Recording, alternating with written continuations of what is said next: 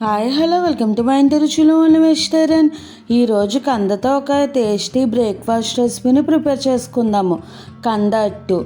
ముందుగా బియ్యం ఏమీ నానబెట్టిన అవసరం లేకుండా ఇన్స్టెంట్గా అప్పటికప్పుడు ప్రిపేర్ చేసేసుకోవచ్చు.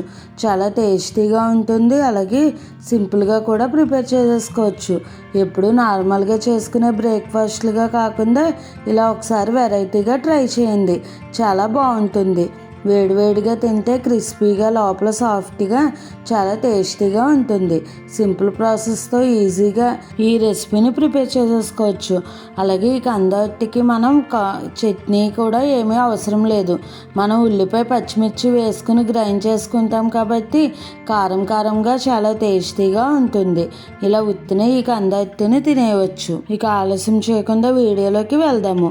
ముందుగా మనం కందని శుభ్రంగా చెక్కు తీసేసుకుని ఇలా చిన్న ముక్కలుగా కట్ చేసుకుని కడిగి ఉంచుకోవాలి. ఇలా కందను క్వాంటిటీ అంటూ ఏమీ ఉండదు. మనకు ఎంత కావాలి అనుకుంటే అంత క్వాంటిటీలో ఈ కందను తీసుకుని ఇలా శుభ్రంగా కడిగి ఉంచుకోవాలి.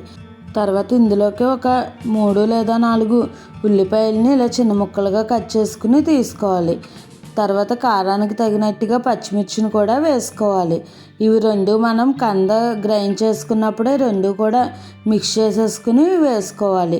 ఇప్పుడు ఒక మిక్సీ జార్లోకి ముందుగా కంద ముక్కలు అలాగే ఉల్లిపాయ పచ్చిమిర్చిని కూడా వేసేసుకుని మెత్తగా గ్రైండ్ చేసుకోవాలి.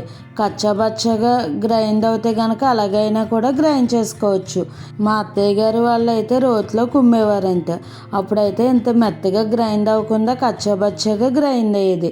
ఒకవేళ రోలు ఉంటే కనుక రోట్లో వేసుకుని కొద్దిగా కోర్స్గా దంచుకున్నా కూడా బాగానే ఉంటుంది. వాటర్ ఏమీ వేయనవసరం లేదు. మనకు ఉల్లిపాయలోని వాటర్ అది రిలీజ్ అయ్యి మనకు సరిపోతుంది. చూసారు కదండి, ఈ విధంగా గ్రైండ్ చేసేసుకున్న ఈ కంద పేస్ట్ని అంతటిని కూడా తీసుకుని తర్వాత దీనికి తగినట్టుగా వరిపిండిని యాడ్ చేసుకోవాలి. ఇది నార్మల్గా మామూలు బియ్యాన్నే మిల్లు పట్టించేసుకున్న వరిపిండిని వేసుకోవచ్చు. ఇప్పుడు తగినట్టుగా వేసుకోవాలి. తర్వాత ఇందులోకి టేస్ట్కి సరిపడా సాల్ట్ వేసుకుని వాటర్ ఏమీ వేయకుండా ఈ వరిపిండిని అంతా కూడా ఈ కంద పేస్ట్కి పట్టించుకోవాలి. చూసారు కదండి, నేను తీసుకున్న కందకి 1.5 కప్ వరకు వరిపిండి పట్టింది.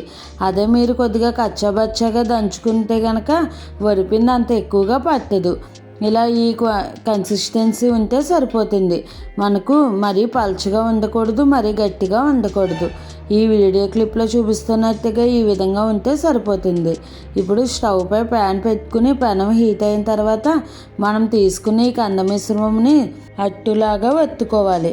ఇది పలుచగా ఉండదు కాబట్టి ఇలా చేతితోనే స్ప్రెడ్ చేసుకోవాలి. చేతికి పిండి అంటుకుంటుంది అనుకుంటే కొద్దిగా తడి చేసుకుని అప్పుడైనా కూడా ఇలా అత్తుకోవడమే. చూసారు కదండి, ఇది మనకు మరీ పలుచగా ఏమీ ఉండదు, కొద్దిగా దలసరిగానే ఉంటుంది. ఈవెన్గా ఇదంతా కూడా ఇలా సదురుకున్న తర్వాత చుట్టూ అలాగే మధ్యలోనే 1 లేదా 2 స్పూన్స్ వరకు ఆయిల్ వేసుకుని మూత పెట్టేసుకుని మీడియం టు లో ఫ్లేమ్లో బాగా ఫ్రై చేసుకోవాలి. ఇలా మూత పెట్టుకోవడం వల్ల పైన లేయర్ కూడా ఉడుకుతుంది. ఇప్పుడు ఒకవైపు బాగా గోల్డెన్ బ్రౌన్ కలర్ వచ్చేంత వరకు ఫ్రై చేసుకున్న తర్వాత రెండో వైపుకి కూడా తిప్పుకొని 1 లేదా 2 నిమిషాల పాటు అలా ఉంచితే రెండో వైపు కూడా ఫ్రై అవుతుంది. చూసారు కదండి ఎంత మంచిగా కలర్ వచ్చిందో, టేస్ట్ కూడా చాలా బాగుంది. ఇప్పుడు రెండు వైపులా కూడా ఫ్రై అయిపోయిన తర్వాత వీటిని మనం సర్వ్ చేసేసుకోవడమే. ఇదే ప్రాసెస్లో మనకు ఎన్నైతే అట్లు కావాలో అన్నీ కూడా వేసుకుని ఫ్రై చేసుకోవాలి.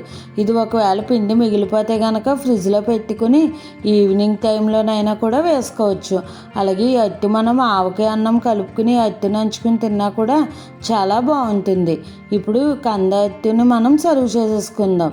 ఇందులోనే మనం పచ్చిమిర్చి ఉల్లిపాయ వేసుకుని గ్రైండ్ చేసుకున్నాం కాబట్టి వేరే చట్నీ కూడా ఏమీ అవసరం లేదు. అలాగే ఇది కొద్దిగా దలసరిగానే ఒత్తుకున్నాం కాబట్టి చల్లారిన తర్వాత కూడా సాఫ్ట్గానే ఉంటుంది.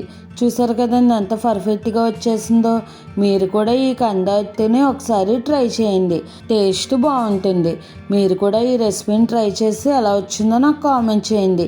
చూసారు కదండి ఎంత సాఫ్ట్గా ఉందో, లోపల కూడా మంచిగా కుక్ అయిపోయింది. ఈ రెసిపీ కనుక మీకు నచ్చినట్టయితే లైక్ చేసి, షేర్ చేసి, కామెంట్ చేసి నా ఛానల్ సబ్స్క్రైబ్ చేసుకుని పక్కనే ఉన్న బెల్ ఐకాన్ క్లిక్ చేయడం మర్చిపోకండి. మీకు ఇంకా ఏమైనా వెజిటేరియన్ రెసిపీస్లో వెరైటీగా, హెల్తీగా, టేస్టీగా, సింపుల్గా కావాలి అనుకుంటే నాకు కామెంట్ చేయండి. Thanks for watching.